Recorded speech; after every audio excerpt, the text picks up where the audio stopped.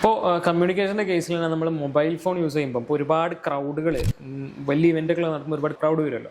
അപ്പോൾ നമ്മുടെ ഈ ജാമിങ് പോലത്തെ പ്രശ്നം ഇഷ്യൂസ് വരുമല്ലോ, റേഞ്ചിൻ്റെ ഇഷ്യൂസ് ഒക്കെ വരാറുണ്ട്. അതേപോലെ ഈ വാക്കി ടോക്കീസിൽ അങ്ങനെ എന്തെങ്കിലും ഒരു ഇഷ്യൂസ് വരുമോ കൂടുതലായിട്ട് ക്രൗഡ് വരുമ്പോൾ? ഇപ്പോൾ നമ്മൾ വലിയൊരു സമ്മേളനം നടക്കുന്നു അല്ലെങ്കിൽ വലിയൊരു പ്രോഗ്രാം നടക്കുന്നു, അപ്പോൾ ഒരു ടവറിനും ഓരോ സ്ട്രെങ്ത് ഉണ്ടാകും. അപ്പോൾ അതിലും കൂടുതലായിരിക്കും അവിടുത്തെ ക്രൗഡ് വരുന്നത്.